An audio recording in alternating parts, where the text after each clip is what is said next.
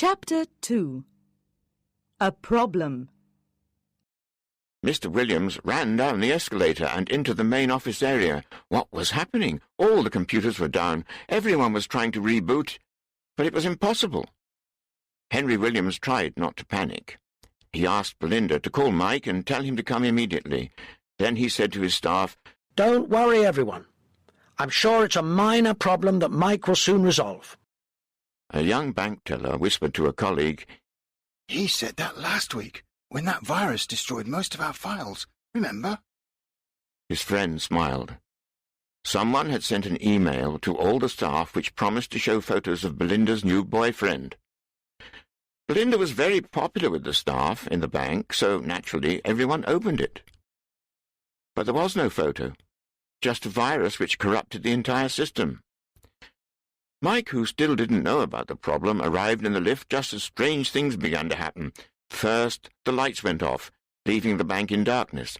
Then a client came in to complain to a cashier that he couldn't access his account from the ATM outside the bank. Then the lights came on again, but the doors closed automatically, locking everyone in the bank. Mr. Williams said sarcastically, "As you can see, Mike, our new system is working perfectly. Nobody can do any work, the clients are angry, and we're all prisoners in the bank." Mike smiled nervously. "I'm sure it's nothing. I'll take a look at the server and see what the problem is." Mike was the only person with total security access rights for the system, and he had the only copy of the password list. He was very good at his job, so he wasn't too worried about these hiccups. He went to the main computer and put in his password. A message appeared on the screen. "Access denied. Password invalid."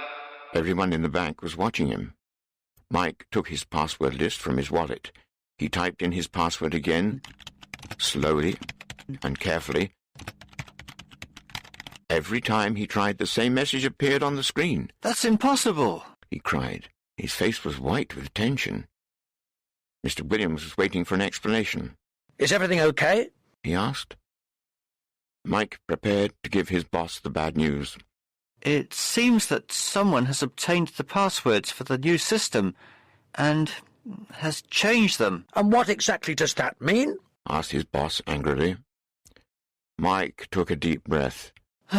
"It means that this person now has total control of the bank." At that moment, the doors of the bank miraculously opened again. No one spoke. The silence was broken only by the noise of the clock on the wall.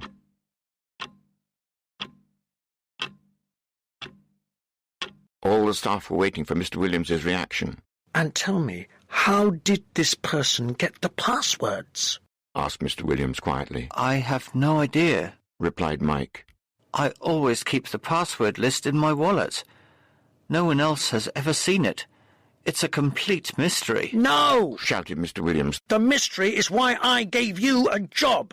First the virus and now this. Well, you can start looking for a new job. You're sacked." Mike left the bank without a word. He didn't look at anyone. He knew that it was his fault.